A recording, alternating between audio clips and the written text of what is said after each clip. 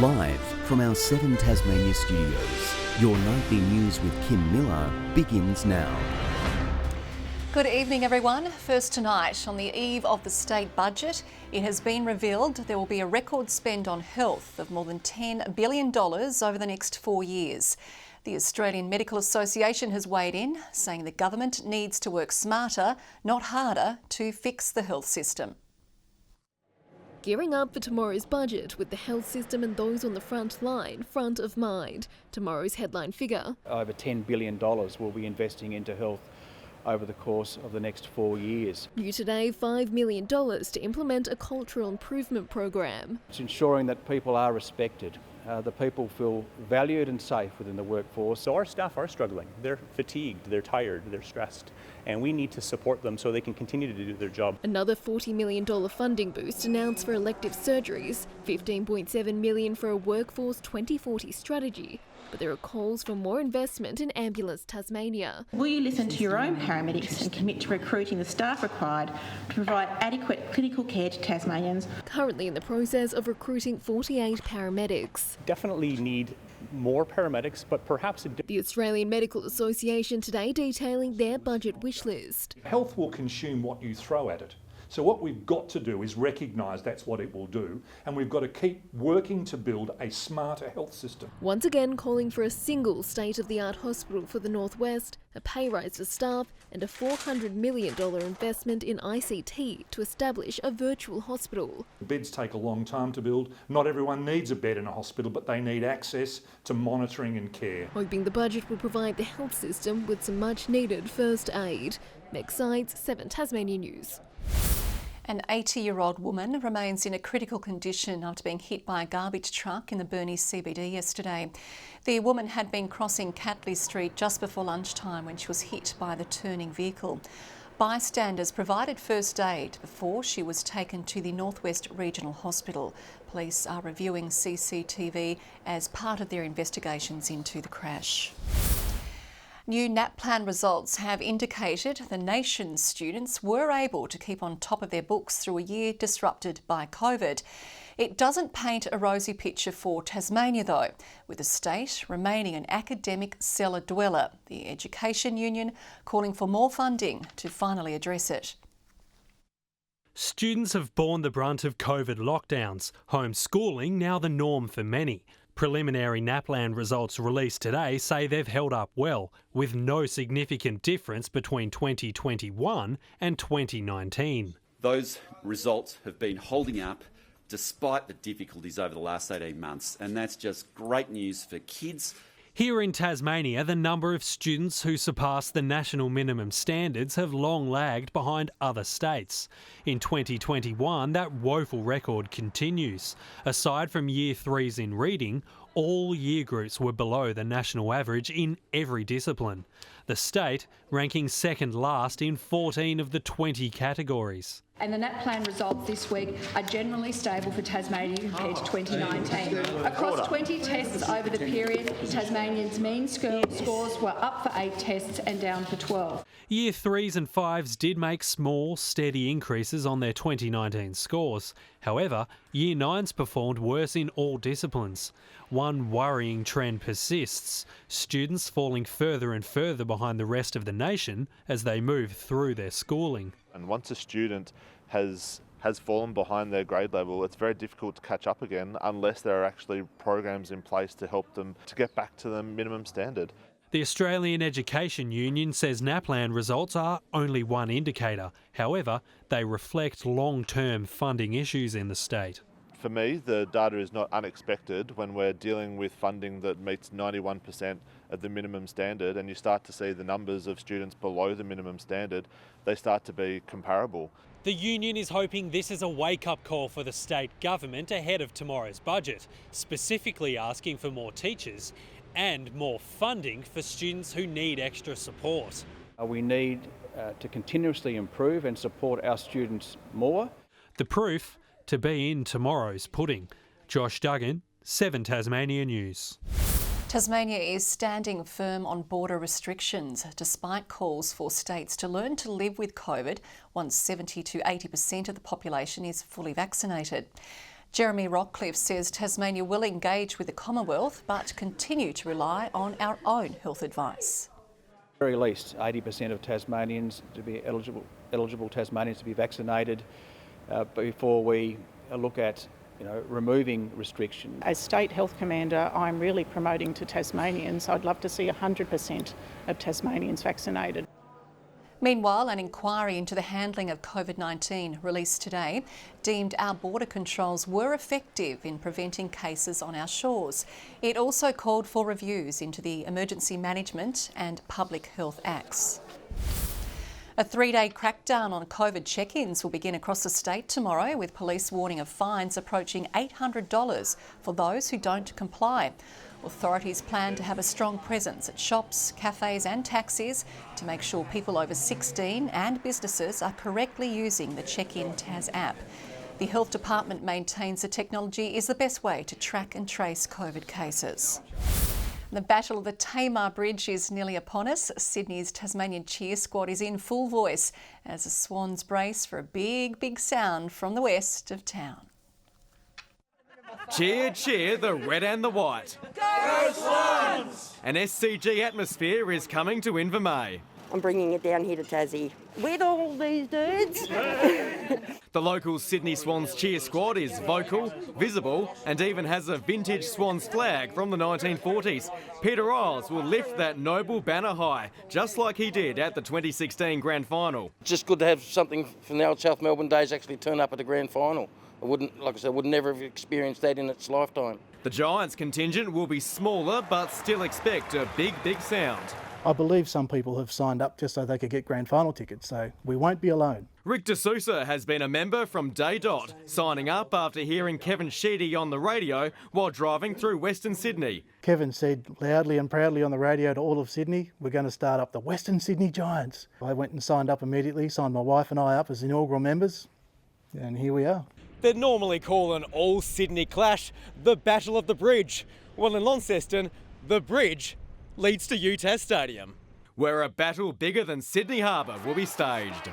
And we get to showcase our ground to the rest of the country. Tom Johnson, 7 Tasmania News. Wild winds have lashed the west coast, causing interruptions for motorists. Crews worked to remove a fallen tree near Tulla this morning and reopen the Murchison Highway. The damage was caused by southerly winds of nearly 40 kilometres an hour. The Greens want younger Tasmanians to have the choice to vote. Cassie O'Connor introducing a bill to Parliament arguing youth should have the choice to have more of a say on decisions affecting their future. To allow for voluntary enrolment on the state roll for persons aged between the ages of 16 and 18. Meanwhile, a motion brought on by the Greens for Parliament to declare a climate emergency has been voted down. The move was supported by Labor and Independent MHA Christy Johnston, with the Liberal Party voting against it. Waterlogged Tasmanian football grounds are again under the spotlight, with one local council going to extraordinary lengths to dry an oval ahead of this weekend. They recruited a helicopter to fly across the ground for just over an hour. In the absence of a scorching hot day, this is apparently the quickest way to dry a soggy ground. We realised that something had to be done very quickly. Torrential rain coupled with heavy clashes rendering Windsor Park a mud bowl. So the West Tamar Council hauled in a helicopter to fan the waterlogged ground ahead of back-to-back weekends of finals football. That saved our parks crew about 2.5 days' work. It was a spectacle for young eyes, an unprecedented last-ditch move, the Mayor says, was triggered by above-average rainfall, not substandard facilities. If you've got a good ground, it will drain itself, but when you get exceptional levels of rain, it doesn't help. A number of Launceston-owned grounds have also struggled under the intense weather. It forced the NTFA to cancel an entire round last month. They've been heavy, there's no doubt about it. We've seen the rainfall that's gone around. Lobbying all levels of government for upgrades will become a top priority next year. We've already started those conversations about grounds and the surfaces. This extreme groundkeeping measure comes with a giant cost of $2,000 an hour, so the council are really hoping this is only a one-off. After turning to the skies for help, many are now looking to the heavens and pleading for the rain to stay away. Garth Burley, 7 Tasmania News. Well, the stage is set for some young aspiring dancers leaping into the final day of dress rehearsals before opening night. Drill Performance Company putting the finishing touches on its latest show, Leviathan, at the Theatre Royal, with dancers aged between 9 and 24 expressing thoughts and ideas through their own contemporary moves. This group of young people's reflections on what the world is like for them today, what they imagine the world to be like in their near future, so somewhere in their lifetime. The show premieres tomorrow night and runs until Saturday. A community delivery service is calling for more people to bring nutritious food to vulnerable Tasmanians. On a National Day of Recognition, Meals on Wheels says it wouldn't exist without its volunteers. Packing up soups, sandwiches, roast dinners and desserts.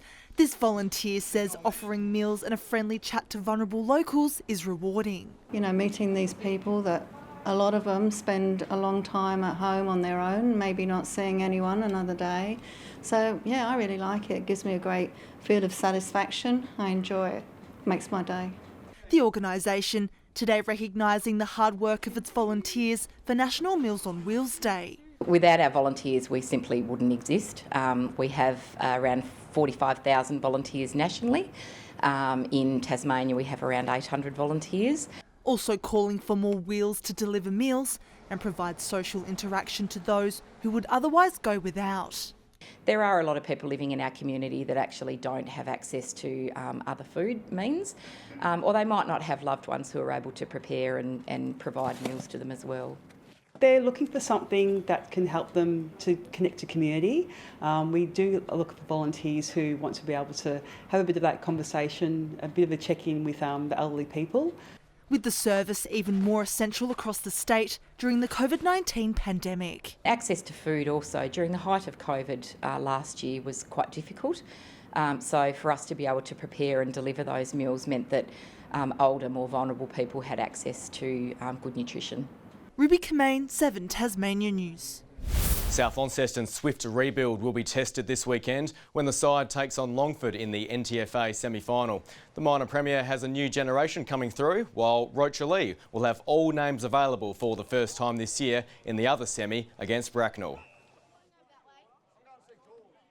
We've got the likes of Jordan Cousins and Josh Ponting, a couple of A-grade midfielders running around there, so we're just hoping we can take care of business when we get the ball forward. We've actually got some boys that have never played in the senior final throughout the whole group, and then we've also got boys that have played in 4 or 5 premierships. So going to our first final, we've got some young fellas that are eager as to get out there and play. After knocking out last year's Premier Scottsdale last week, Old Launcestonians now looks to Old Scotch in the women's preliminary final at Georgetown. It was just like playing the grand final again, because last year, losing the grand final to them, I think we had a little bit of doubt, but we knew that we could do it. We've actually had an injury last weekend with Deb Reynolds, our coach, out. We're just keeping going. We can do this. The winner will face Launceston in the final.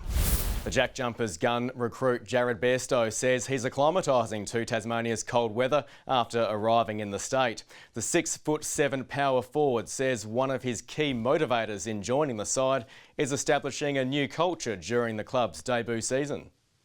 When Scott first told me the team list that he was trying to put together and the guys he'd already signed, that's a massive part of it. There's a great group of guys and hopefully we can build something that Tasmania and the National Basketball League can be proud of. The club is still facing difficulties uniting the squad as they negotiate border restrictions. Good evening everyone. A cool start across the state today with Launceston and Devonport both 13 degrees, 12 in Burnie and Hobart 11. Across the state, Flinders Island and Smithton Estates top of 14 degrees, 13 in Low Head, King Island, St Helens, Friendly Beaches and Strawn all 12 and just 4 in Lyowini. Some high-level cloud can be seen streaming over Tasmania today from the north, while plenty of low-level cloud covers the south and east of the state.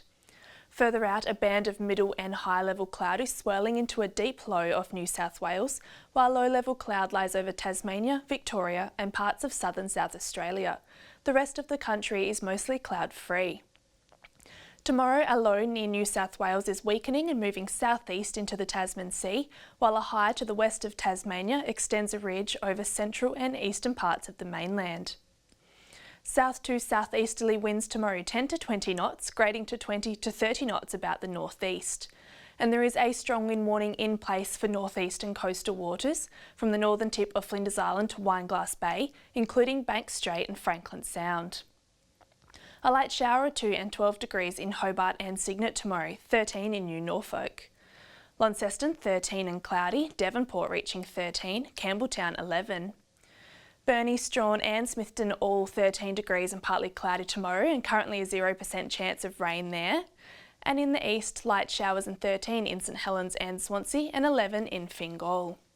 On Friday, light showers about the east and Bass Strait Islands, mainly fine elsewhere.